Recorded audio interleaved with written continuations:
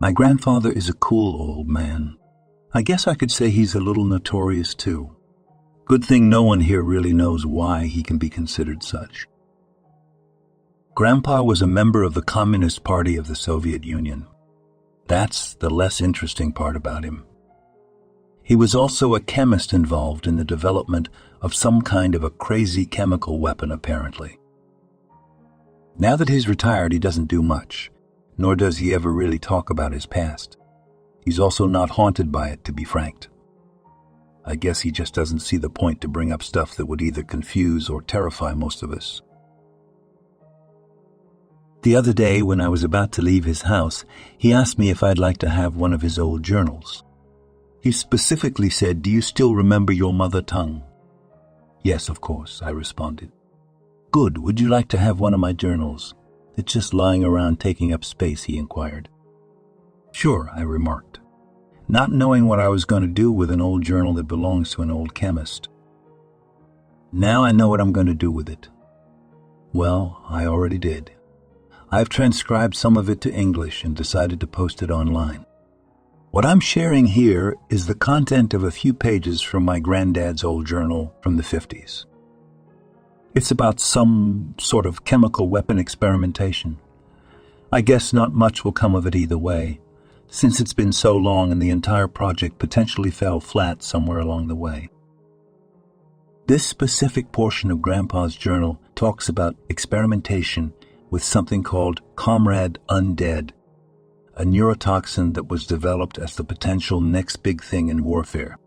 We've never heard of that, so I'm going to hazard a guess that was never used or that the project failed at some point. Everything below this point is quoted from my grandfather's journal. P.S. I know some of that I have written below might be shocking. Believe me, it disturbed me when I got through this section, but I can assure you my grandfather is a decent man. He's not some psychopath. He was just a man doing his job. Also, keep in mind the different era all of this took place in. It's my first day here. The compound seems nice. The moment I arrived here, the doctors regularly stationed here came to tell me about this chemical agent they've been developing. They gave it an amusing name, to say the least. Comrade Undead. I chuckled when I had heard that name. Upon inquiring why it was nicknamed so, Comrade Koryakin told me it's because the animal testing displayed some intriguing results. Subjects would usually lose their mental faculties before long, expiring after a period of a vegetative state, hence the undead part. The comrade part was more of a joke on their behalf. I like the idea of having a humorous staff of scientists around me. It helps the mood. In any case, I've monitored the administration of the chemical agent into 5 human test subjects, all of them young men, taken from the labor camps. They seemed elated to be here. What they don't know is that they're going to die. Most likely, the animal testing showed 100% lethality rate. All these men know is that they'll be taking part in a government experiment that could last up to a month. They know all of their needs will be tended to as long as they comply and stay put in their small cell. They are only required to partake in interviews with us whenever instructed. If I were in their place, I'd also be happy to stay away from the labor camps. I've heard they're beyond nasty. That's what you get for defying the civil order. Unfortunately, I cannot leave this compound until the test is concluded. That is, until the chemical kills the 5. It could take up to a month. I hope it doesn't, however. Even though this place isn't really bad, I don't find too much solace in being locked in a bunker below the Volga. Well, it's time for dinner, so I guess I should put the pen down. March 12, 1950. It's been 4 days since I've arrived here. The chemical seems to be working fine. The 5 men are displaying the intended effect.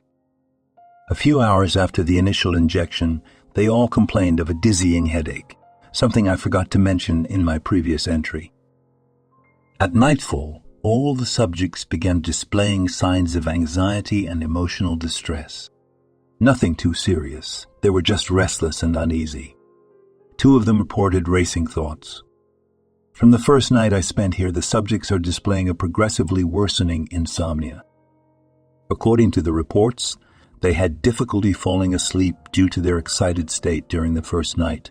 Once they did manage to fall asleep, all the subjects reported suffering terrible nightmares that would jolt them awake. By last night, none of them is capable of falling asleep. I've conducted an interview with one of the men. He noted that whenever he feels himself falling asleep, he can feel a heat wave slowly surging up and down his spine, one that would turn into a searing sensation that burns through the middle of his back and shoulder blades. According to the subject, he would jolt up in agony every time he tried to sleep. Now all of them are trying as hard as they can to avoid falling asleep. It's also interesting to note that I wanted to conduct the same interview with the other subjects, but I was refused by the guards. Apparently, there's something wrong with the guinea pigs. They are sitting in different corners of their cell, huddled into a seated fetal position with their eyes darting all over the room. The guards say they can smell the aggression coming out of them whenever they open the door to toss them their meals. That's probably why they wouldn't let me in. Oh well. I do think that this reaction is either a result of the sleep deprivation or the chemical's effect. March 16, 1950. Another 2 days had passed. The test subjects are beginning to display the signs of extreme paranoia. The progression of the poison's effects is going as expected. Today, when we came into the lab where the testing cell is located, we found the windows of the cell covered by the shirts of the subjects. Turns out they stuck them to the windows using fecal matter. There was a lot of screaming, resisting, and thrashing when the guards entered the cell.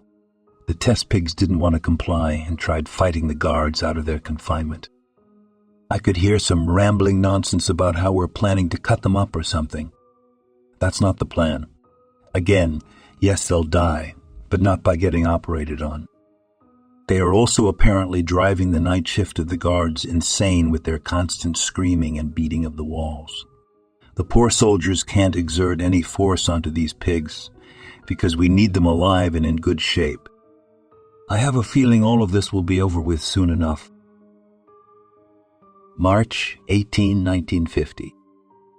It's been 10 days since my arrival. The subjects won't eat. They outright refuse food, or water for that matter, too. They were presented with their usual food crates, but cowered away from them on sight. One of them began screaming for the crates to be taken away. The others followed. Their voices sounded so weak. I've managed to conduct an interview with one of them. The state of his mind is delirious, to say the least. "Why aren't you eating?" I asked him. He didn't respond. "Well?" I pressed on. He refused to answer, and I pulled out a cupcake from my drawer. I looked at one of the guards watching over us and told him, "Shove it down his throat." The dog immediately beginning shaking in fear, begging me to not torture him with the pastry. I couldn't help but hold back a chuckle. Imagine a grown man being afraid of a cupcake. Whatever this drug did to them, it was definitely frying their brains. Anyway, after that, I've managed to get him to speak. "So, why won't you eat again?" I can't." "Why can't you?" "My throat. It contracts violently. Can't eat. It hurts too badly. Don't want food. The pain is unbearable. I'd rather starve."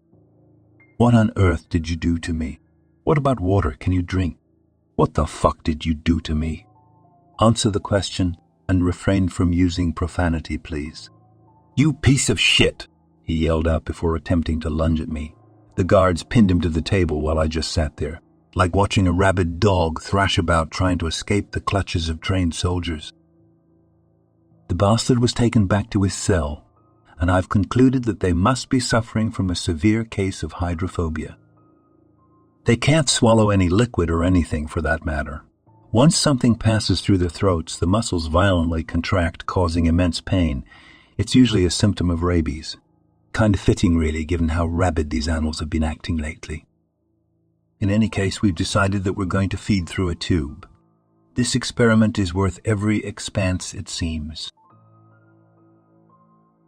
March 22, 1950.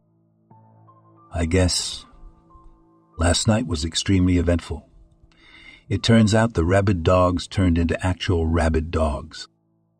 The guards reported hearing a scuffle during the night, but when questioned on why they wouldn't interfere, they cited a lack of directive to do so. I suspect they just wanted the subjects to suffer for troubling their nights as they had. Perhaps being locked up in this bunker is corrupting even the minds of our Red Army soldiers. Such a shame. I digress. The aftermath of the said brawl was a bloodbath. While only one of the subjects was severely injured, all of them have nasty cuts and bruises all over them, and one of the subjects suffered a broken arm. Another a cut so bad to his forehead that I can safely assume most of the blood is his. They wouldn't calm down until we administered them with anesthetics. I don't know where they found the strength to fight like this. The anesthetics had an interesting effect, however. Sometime after being administered, some of the effects wore off prematurely. That is, the medical staff shrieked in horror once the patients appeared to have woken up. Well, not really. They were immobile but conscious, locked inside their own bodies, so to speak. It makes you wonder who was more terrified of the whole ordeal, the patients who woke up to find themselves stuck in place while medics were stitching them up, or the medics who had to deal with the wandering eyes of their patients. I do wonder if the one with the ruptured liver felt as he was being operated on. He's since been separated from the rest, given as they'd most likely assault him again. At least that's what we think. Him being a vulgar German probably had something to do with the whole brawl. Too bad we can't ask him what had happened. March 23, 1950. Well, it's been a week since I've last written. Comrade Undead has turned out to be a resounding success. The guinea pigs are all dead. The last one, the German, he died just a few moments ago. After this scuffle of theirs, they initially recovered before slowly all higher mental faculties. It started with the loss of memory and disorientation, and later turned into a speech disability. In no time, they couldn't even formulate words at all, only incoherent mumbling syllables and gross sounds. 3 days ago, it was clear none of them had the strength to stand up or do anything as a matter of fact. They couldn't really even sit up. They were just slumped on the floor, drooling and staring at the ceiling. Their eye movements ceased almost entirely after the loss of mobility. They didn't respond to any stimuli, not even beatings. They just lied there, motionless, unresponsive, slowly wasting away. Vegetative, perhaps. I guess that's why they called it Comrade Undead. If these scums were lawful members of the Soviet society, they'd be now undead comrades of ours, but they weren't. So they were just undead criminals. In a couple of days, they were all shriveled to shells of their former selves. The dialysis didn't seem to help sustain them. Their bodies were just falling apart from the inside out. It must have completely destroyed the brain. It would be interesting to inspect their brains. I wonder if I could get the results of such an autopsy. The German lad, he was confined to a bed the whole week, and it seems like his eyes froze on the door. I didn't enjoy dealing with him these last few days. It was pretty disturbing seeing this humanoid, heavily bandaged husk just staring at you and drooling with a bit of a smile curled on its lips. I think I was beginning to see things myself. He did have a natural smug look to him, but still, I'm sure he wasn't really smiling. I'm glad I can leave this place first thing tomorrow morning. Regardless, I'm pretty sure Comrade Stalin and the other party leaders will be happy to hear my report on this experiment.